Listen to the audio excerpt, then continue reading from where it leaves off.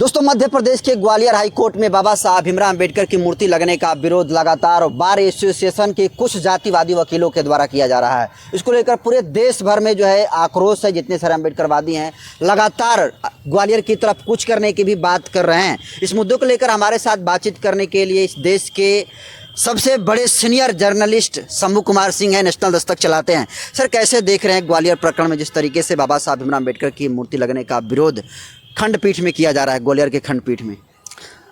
देखिए, मुझे नहीं पता बाबा साहब से किसको दिक्कत है। पहले तो इस देश को जानना चाहिए कि बाबा साहब क्यों ज़रूरी हैं। बाबा साहब आधुनिक भारत के निर्माता हैं। बाबा साहब संविधान निर्माता हैं। बाबा साहब इस देश में महिला अधिकारों के उद्धारक हैं, प्रतीक हैं।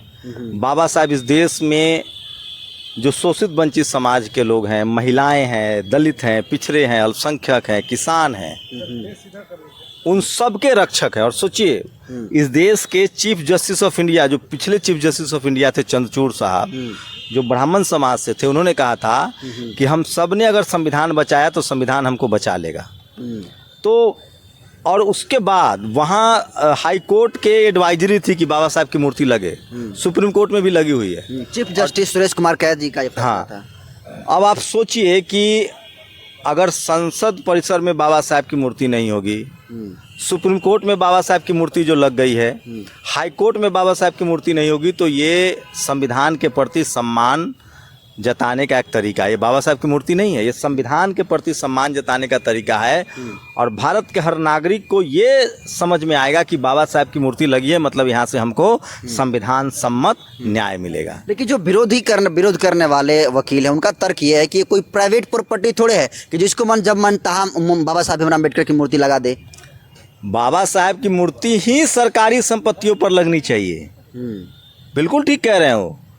प्राइवेट संपत्ति पर जो आपको करना है करिए, लेकिन सरकारी संपत्ति पर इस देश के संविधान निर्माता, देश के पहले कानून मंत्री, आरबीआई, जिनके पीएचडी के रिसर्च पर आरबीआई की स्थापना हुई, जिन्होंने भाखड़ा नंगल प्रोजेक्ट जैसे दिए, जिन्होंने महिलाओं के लिए इस देश में काम के घंटे तय किए, मैटरनिटी लीव तय किए, जिन्होंने इस देश के मजदूरों के लिए काम के घंटे तय करवाए, वो भी आज नहीं, जब अंग्रेज इस देश में राज कर रहे थे, तब बाबा साहब ने अंग्रेजों पर दबाव बनाकर सुधार करवाया। तो अब बताइए कि जहां न्याय होता है, कानून से न्याय होता है, और बाबा साहब न्याय के प्रतीक हैं, बराबरी के प्रतीक हैं, समता के प्रतीक हैं, तो उनकी मूर्ति प्राइवेट संपत्ति में नहीं होनी चाहिए, पब्लिक प्रॉपर्टी पर लगनी चाहिए, सरकारी जगहों पर है। संसद भवन भी सरकारी संपत्ति है बाबा साहब की मूर्ति। सुप्रीम कोर्ट बिल्कुल सरकारी संपत्ति है बाबा साहब की मूर्ति।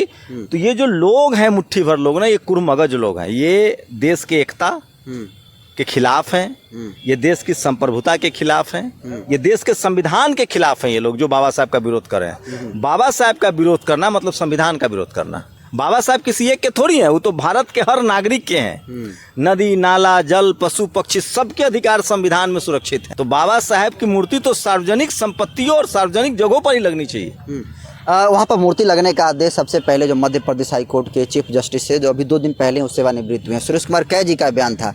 तो ये जब चीफ जस्टिस की बात नहीं मान रहे हैं और कोर्ट की अवमानना के तहत इन लोगों के ऊपर तो कार्रवाई होनी चाहिए, लेकिन इनको और सह दे रहा है। कौन सह दे रहा है सर, जिसकी वजह से भीम आर्मी के कार्यकर्ताओं के ऊपर भी देखा गया कि अभी कोलेजियम सिस्टम से जजों की जो भर्ती हो रही है ना, उसको ठीक करना पड़ेगा, इसलिए नेशनल जुडिशियल कमीशन आना चाहिए। अगर सुरेश कैद जो चीफ जस्टिस थे ग्वालियर के, अगर ये कहेंगे कि वो दलित समाज से आते थे इसलिए मूर्ति लगाने के लिए कह दिया, तो ऐसे तो इस देश में 99% जज जनरल कैटेगरी के हैं, तो उनके फैसले पर आरोप लग जाएगा। अब बताइए।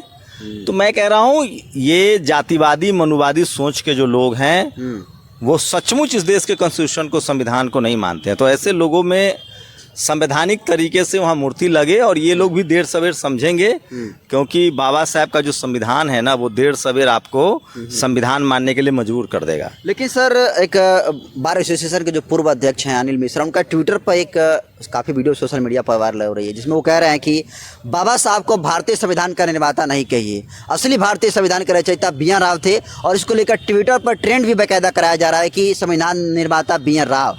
क्या कहेंगे? अच्छा, मैं भारत का राष्ट्रपति हूँ, मैं भारत का प्रधानमंत्री हूँ, अगर मैं ये बात बोलूँ तो आप मेरे बारे में क्या कहेंगे, कि मैं अच्छा हूँ कि पागल हूँ? पागलपन है ये। तो जो कहे कि बाबा साहब ने संविधान नहीं लिखा उसको क्या कहिएगा? पागल ही कहा जाएगा। तो फिर क्या जवाब दें? अब हम कह लें कि हम सर राष्ट्रपति हैं, लेकिन ट्विटर पर ट्रेंड करके 1 नंबर पर लाया जा रहा है इसको। अरे मैं क्या कह रहा हूँ, ये वही लोग हैं जो जातिवाद और मनुवाद में भरोसा रखते हैं, उनको भारतीय संविधान में भरोसा नहीं है, वही बोलेंगे। उसका क्या किया सक जिनके बारे में वो कह रहे संविधान लिखा है उन्होंने, क्या वो कॉन्स्टिट्यूएंट असेंबली के मेंबर थे? पहले उनसे पूछिए। भी नहीं थे। तो फिर मैं टाइप राइटिंग का काम करूंगा किसी मंत्री के यहाँ तो मैं मंत्री हो गया। मैं प्रधानमंत्री का टाइप जनरल सेक्रेटरी हूँ मान लीजिए, तो मैं प्रधानमंत्री हो गया नहीं? तो अब क्या बोला जाए? सर BR गवई जो अभी हाल ही में चीफ जस्टिस बने और जिस तरीके से महाराष्ट्र में गया, उनका प्रोटोकॉल जिस तरीके से फॉलो नहीं हुआ, इसको आप कितना बड़ी इसको विभत्स आप देख रहे हैं? वो तो खुद CGI chief justice of India ने खुद कहा है कि मैं झुग्गियों से निकलकर चीफ जस्टिस ऑफ इंडिया बना। मैं बार बार कह रहा हूँ, इस देश में अब जातिवाद गाँव में नहीं है, गांव का जातिवाद खत्म हो चुका है। अब जातिवाद शहरों में है, अब जातिवाद पावर सेंटर्स में है। आपकी जाति ही बनाई गई थी कि आप चमड़े का काम करें, लोहे का काम करें, लकड़ी का काम करें, मिट्टी का काम करें, सेवा करें, बैल पोसे, भैंस पाले। ये खराब काम नहीं है, मैं इसको नीचे नहीं कहता हूँ। वो लोग मनुवादी है जो इसको नीच काम कहते हैं। अब जातिवाद उनके साथ होगा जो अपना पेशा, जातिगत पेशा छोड़ के collector, SDM, SP, DM, chief minister, chief justice बनना चाहेंगे, उनके साथ जातिवाद होगा। यही तो मैं 10 साल से समझा रहा हूँ बहुजन समाज को कि अब जातिवाद अर्बन में होगा, शहर में होगा, पावर सेंटर्स पर होगा, media, judiciary, college, university, bureaucracy, business, sports, cinema में जातिवाद होगा। उससे जातिवाद से बचना है। तो जस्टिस गवई के साथ जो हुआ है वो घोर जातिवाद है। और देर सवेर मैं फिर कह रहा हूँ, बाबा साहब का संविधान है, इस देश में लोकतंत्र की जड़ें गहरी है और इस देश के 90% लोग जातिवाद से पीड़ित हैं और जातिवाद से पीड़ित हैं। और एक दिन ये देश बेहतर बनेगा, ये राष्ट्र और बेहतर बनेगा।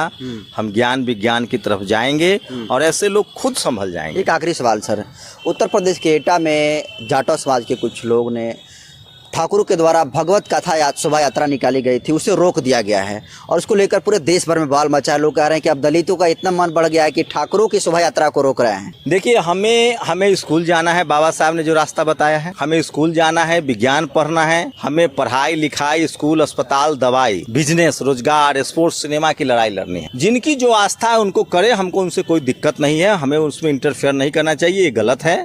हम इस तरह के किसी भी हम लोग बदलाव चाहते हैं सर, बदला नहीं। पहले उसी गांव में तो ठाकुर समाज के लोग अम्बेडकर जयंती नहीं मनाने दिए थे और ये जब रोक दिए तो गलत किसमें क्या? मैंने कहा हम तो चाहते हैं कि जिनको मंदिर जाना है मंदिर जाए, गिरजाघर जाना है गिरजाघर जाए, सबको आस्था। भारत का संविधान सबको धार्मिक आजादी देता है।